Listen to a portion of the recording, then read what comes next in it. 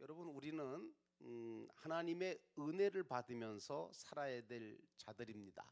이 은혜라는 것을 뭐 복잡하게 생각하지 말고 쉽게 말하면 내가 하나님께 신세를 지는 거다 이렇게 생각하시면 됩니다. 그런데 여러분 세상이나 사람들은 신세를 지는 것도 부담스럽고 또 신세 지려고 하는 것도 부담스러워하고 싫어하고 피하려고 하지만 우리 하나님은 어떠시냐 하면 당신에게 자꾸 기대려고 하고 당신께 모든 걸 다 아뢰려고 하고 맡기려고 하고 그리고 신세를 지려고 하는 사람들을 굉장히 좋아하세요. 그럴수록 여러분 이게 이제 그 부모님 심정하고 똑같거든요. 자식들이 그래도 부모님을 의지하려고 하고 신뢰하고 따르려고 할 때 그때 이제 부모님들은 좋아하시죠. 그런데 여러분 마찬가지예요. 세상이나 사람들은 신세를 지려고 그러면 부담스러워하고 싫어하고 피하려고 하지만 하나님은 어떠시냐? 반대예요. 당신께 신세를 많이 지려고 할수록 좋아하세요. 기뻐하신다 그러니 믿으시면 아멘.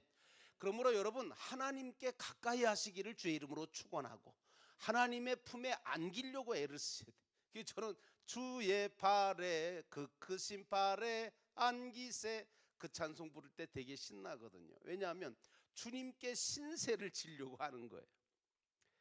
근데 하나님 앞에 기도로 모든 것들을 맡기려고 하는 것도 신세 지려고 하는 거고 하나님께 정말 모든 걸 맡기고 나아갈 때 하나님께서 우리에게 힘이 되어 주시는 것도 사실입니다. 근데 이제 오늘 바울은 본문 18절에 술 취하지 말라 이는 방탕한 것이니 오직 성령의 충만함을 받으라고 말하고 있습니다. 성경에 보니까 술에 취해서 실수한 사람들의 이야기가 종종 나오죠. 창세기 9장에 보면 노아가 포도주를 너무 지나치게 마신 거예요. 뭐 농사가 잘 돼서 그런지 모르겠지만 농사를 짓고 포도주를 만들었는데 이게 맛있었는지 아니면 그래서 그런지 모르지만 포도주를 많이 마신 것 같아. 그래서 너무 취해서 장막 안에서 그냥 벌거벗고 그냥 잠든 거예요. 그러니까 자식들이 그 아버지의 벌거벗은 모습을 보면서 두 아들은 아이고 그냥 창피해 죽겠네 하고 부끄러워하고 그래서 이제 마지막 세 번째 아들이 그 이제 하체를 뒷걸음을 쳐서 이제 그 아버지의 하체를 덮어줌으로 인해서 결국은 이제 함과 그런 그 아들들이 저주받기도 하고 또 축복받기도 했어요. 근데 어쨌든 노아의 그 취한 모습이 자식들에게 부끄러움이 되기도 했어요. 열왕기상 20장 16절에 보면 아람 왕 베다닷이 낮에 왕을 보필하는 자들과 술에 취해서 싸우다가 전쟁에서 대패하고 맙니다. 또 벨사살 왕도 성전에서 사용하던 거룩한 잔과 그릇을 술잔으로 함부로 썼다가 벽에 손가락이 나타나서 메네메네 데겔 우바르신 하는 글씨를 쓰죠. 그 글씨의 내용이 뭐예요? 하나님의 저울에 달아보니까 부족하게 되었다. 그런 글이 쓰여진 후에 결국은 죽임을 당하고 나라가 통째로 다리오 왕에게 넘어가는 역사가 있었습니다. 여러분 이제 어떻게 보면 성경에도 술을 약으로 쓰라는 말도 있고요. 근데 유럽 사람들 같은 경우에는 술을 마십니다. 근데 그들은 왜 마시느냐 하면 식사를 잘하기 위해서 마시고요. 또 대화를 잘하기 위해서 마시고요. 사람들과 교제하기 위해서 마시거든요. 근데 유독 한국 사람들은 어떠냐? 한이 많아서 그런지 절제가 안 돼요. 그래서 그냥 아주 그냥 술에 그냥 푹 빠져요. 중독이 되고 막 폐인이 되고 그 술 때문에 많은 그런 폐해를 일으키는 것들을 많이 보게 되죠. 옛날에 그 아버지들이 그 술에 취해서 자녀들과 부인들을 그렇게 폭행을 하는 바람에 우리 대한민국의 그 가정들이 참 어려움을 많이 겪었고 여인들이 정말 많은 힘든 세월을 많이 보냈습니다. 그래서 뭐 여자분들 중에 노래가 있잖아요. 여자의 일생이라고. 예. 여러분, 근데 이 술에 취하게 되면 이성을 잃게 되고 감정에 사로잡히게 되고, 그리고 정말 두려운 결과를 가져오는 경우가 많아요. 그래서 여러분, 취한다는 것은 중독된다는 건데, 게임이든 무엇이든지 간에 중독되는 것에 대해서 우리가 참 조심해야 될 필요가 있습니다. 그래서 사도 바울은 뭐라고 얘기하냐면, 술 취하지 말라고 얘기하면서 너희는 성령의 충만함을 받으라, 이렇게 말하고 있는 거예요. 그러면서 로마서 12장 2절에 너희는 이 세대를 본받지 말고 오직 마음을 새롭게 함으로 변화를 받아서 하나님의 선하시고 기뻐하시고 온전한 뜻이 무엇인지 분별하도록 하라, 이렇게 말하고 있어요. 사도 바울은 믿는 자라면 누구나 성령의 충만함을 받아야 된다, 이렇게 말합니다. 예수님께서도 여러분 아시겠지만 부활하신 후에 제자들에게 오셔서 숨을 내쉬면서 뭐라 그러셨어요? 성령을 받아라, 이렇게 말씀하셨어요. 왜냐하면 성령 받지 않고서는 하나님을 기쁘시게 할 수가 없거든요. 믿음을 지킬 수도 없고요, 승리의 삶을 살 수가 없거든요. 성령 충만이 뭐죠, 여러분? 그거는요, 내 삶이 하나님으로, 예수로, 성령으로, 말씀으로 가득 차는 것을 말해요. 이런 사람들은요, 하나님의 은혜로 살아요. 그리고 하나님 앞에 신세를 지며 살으려고 애를 써요. 하나님의 능력으로 살고 하나님을 힘입어서 살아요. 성령이 충만해지게 되면 하나님의 말씀에 하지 말라 하는 것은 금하게 되고, 하나님이 하라 하시는 것에 관심을 가지게 되고, 그렇게 살려고 힘쓰는 거예요. 근데 이제 제가 이 목회를 하면서 제일 정말 가슴 아팠던 게 뭐냐면, 그거 아닌데, 그런 생각이 들었던 게, 어떤 분들은 자기는 일생 동안 술 한 방울 입에 안 댔다는 거예요. 술 취하지 말라고 그러셔서 술 한 방울도 안 마시니까 자기는 성령 충만한 사람이라는 거예요. 믿음이 좋은 사람이라는 거예요. 거룩한 사람이라고 생각을 하더라고요. 근데 그분의 말하는 거나 행동하는 거나 사는 모습을 제가 모르면 모르지 알거든요. 근데 더 나빠. 더 나빠. 무슨 얘기인지 아시죠? 술 먹는 사람보다 더 나쁜 말을 하고요, 사기치고 거짓말하고요, 별짓 다 해요. 남이 안 보는 데서는 남 정죄하는데 앞장서요. 그래서 마치 무슨 술 마시는 사람은 큰 죄를 짓는 사람이고 구원받지 못할 사람이고 마귀의 자식으로 아주 정죄를 하시더라고요. 그러면서 자기는 하나님이 하라고 하신 그런 하지 말라고 하신 악한 일은, 온갖 일들은 다 저지르는 사람들이 있었어요. 이런 사람들은요, 성령 충만한 사람 아니에요. 그러면서 기도할 때는요, 누구보다 또 열심히 기도하네. 이게 진짜 이게 환장하는 겁니다, 목회자는. 그게 무슨 얘기인지 아세요? 뭐가 성령 충만인지를 몰라요. 이게 성령 충만해지면 뭐냐 하면, 악한 것, 다시 말하면 하나님이 싫어하시는 것들은 나도 싫어하고 버리게 되고, 하나님이 기뻐하실 것, 무엇보다 하나님의 상과 면류관이 받게 될 것에 대해서 관심을 가지고 행하게 되는 것, 이게 성령 충만의 그런 결과들인데, 예수님께서도 그런 말씀하셨잖아요. 너희가 내 아버지의 뜻대로 행하는 자라야 내 모친이고 내 형제라고 말씀하셨거든요. 여러분, 우리가 믿음의 가족, 하나님 나라의 가족 공동체의 가족이 되려면 아버지 하나님의 뜻대로 행하는 자가 돼야 되는 거예요. 성경대로 기뻐할 줄 알고, 성경대로 감사할 줄 알고, 성경대로 기도할 줄 알고, 찬송하고, 영혼을 품고 섬기고, 그리고 전도하고 순종하고 사는 사람들이 진정으로 성령 충만한 사람이 아닐까. 한때 많은 분들이 성령 충만에 대해서 오해들을 하고 잘못 행동했던 그런 일들이 많았어요. 성령 충만, 저도 처음에 목회를 할 땐 은사 집회를 많이 했어요. 막 그냥 이게 땅바닥에서 막 1m, 막 50cm, 1m 이렇게 방방 뜨면서 기도하고 막 그랬거든요. 그리고 막 손 얹으면 뭐 방언 터지고 막 은사가 나타나고 막 그랬는데, 그걸 어느 순간에 제가 못 하겠더라고요. 그 왜 그러냐 하면 두 가지 이유였는데, 한 가지는 이 은사 운동을 하다 보니까 이 고린도 교회처럼 서로 자기가 받은 은사가 최고라고 상대방에 대한 비방을 하기 시작을 하는 거예요. 그리고 비교를 하기 시작하는 거예요. 그래서 저 사람이 50cm 뛰면 난 1m 뛰어야 되는 거예요. 저 사람이 30분 기도하면 나는 1시간 기도해야 되는 거예요. 이게 얼마나 힘든 줄 아세요? 그러니까 목사는요, 이건 무슨 정말 이게 전지전능해야 돼요. 정말 능력이 많아야 돼요.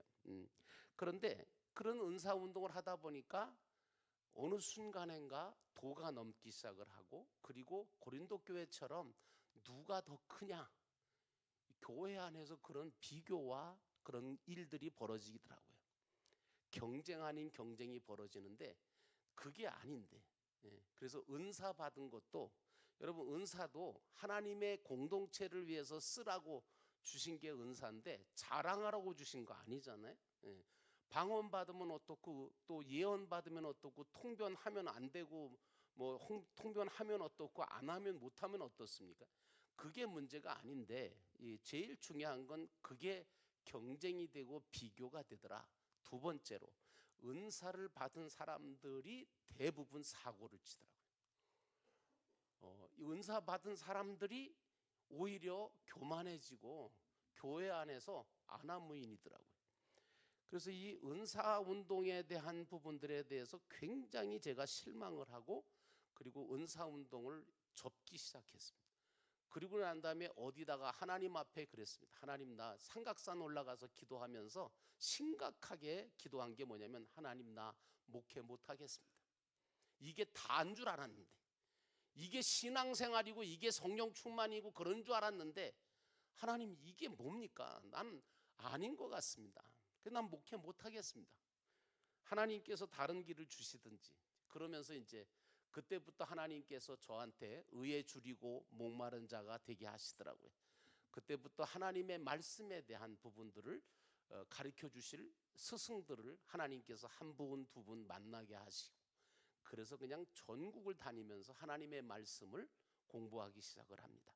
그래서 하나님의 말씀을 듣다 보니까, 성령 충만이라는 게 그게 이상한 짓 하는 게 성령 충만이 아니고, 뭐 보인다 들린다 이게 아니고, 하나님의 말씀을 가지고 그 말씀을 분별력 있게 사용하면서 열매를 맺어가는 것이, 그게 성령 충만이구나.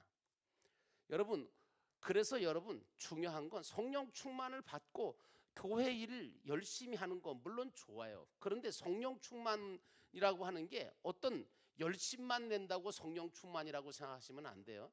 중요한 건 열매예요. 성령의 9가지 열매를 맺을 수 있느냐. 사랑, 희락, 화평, 자비, 양선, 절제. 이런 9가지 열매들을 맺어야 되거든요. 오늘 본문의 말씀에도 보지만 19절, 20절, 21절 보니까 사도 바울은 뭐라고 얘기하냐면, 19절에 시와 찬송과 신령한 노래들로 서로 화답하고 라고 말합니다.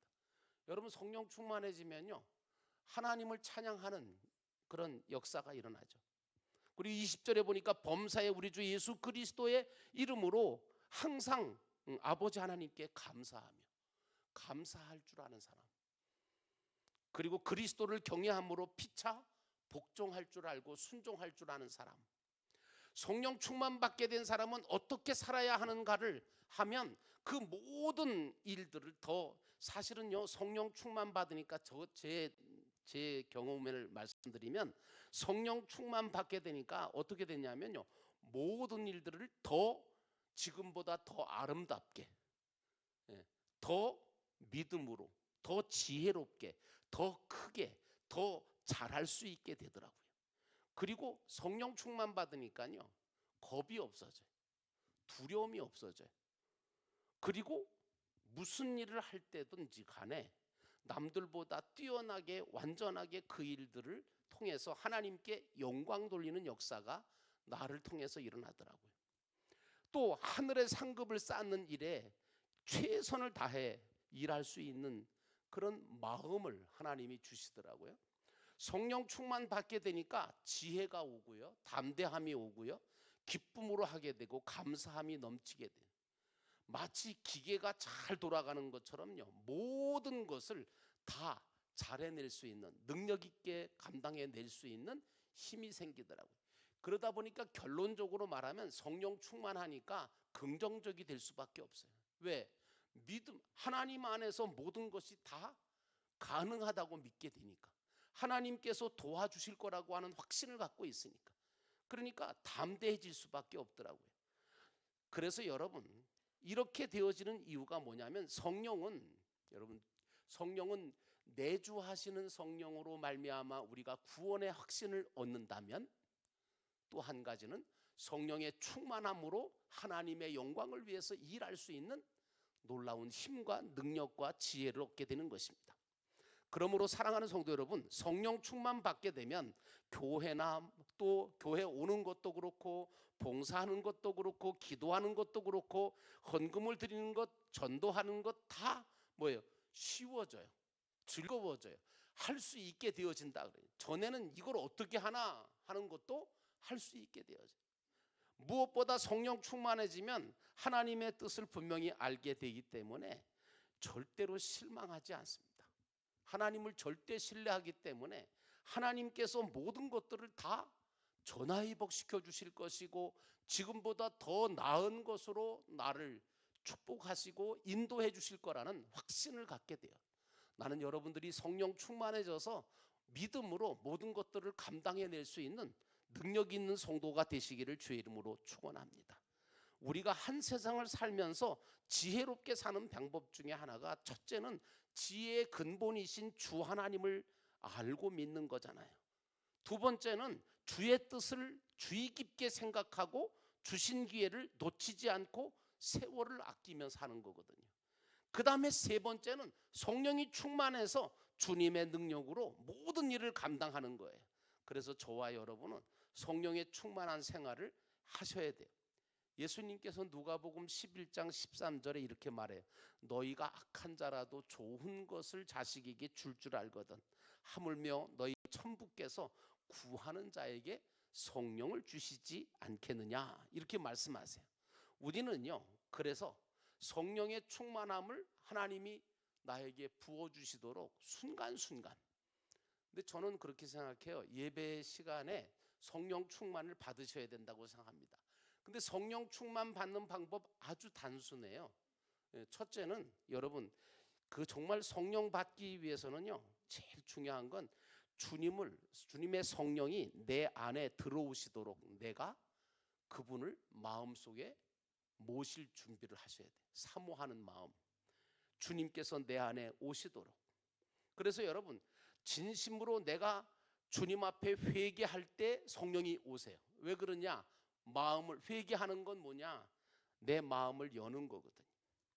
그리고 전심으로 기도하며 사모할 때 성령이 충만하게 임하는 역사가 일어납니다.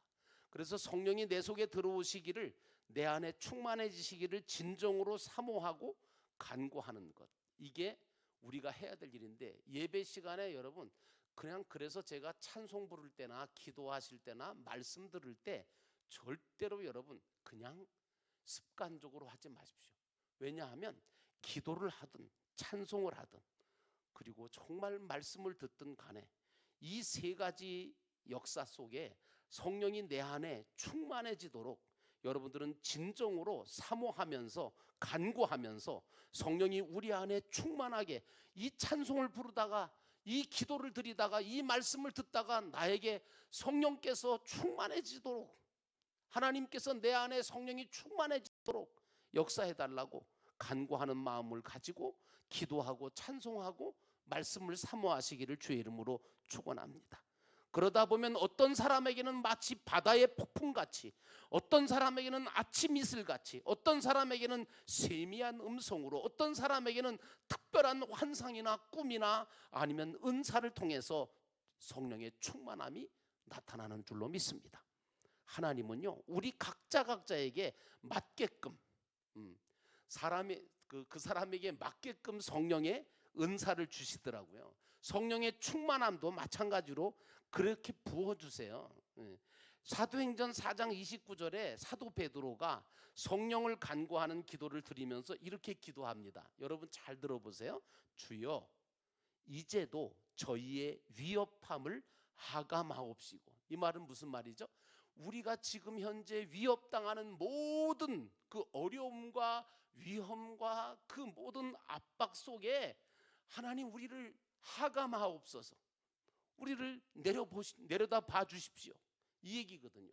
주님, 우리를 지금 불쌍히 여기시고 우리를 정말 하감하고 지켜봐 주세요. 이 얘기거든요. 또 종들로 하여금 담대히 하나님의 말씀을 전하게 하여 주옵소서.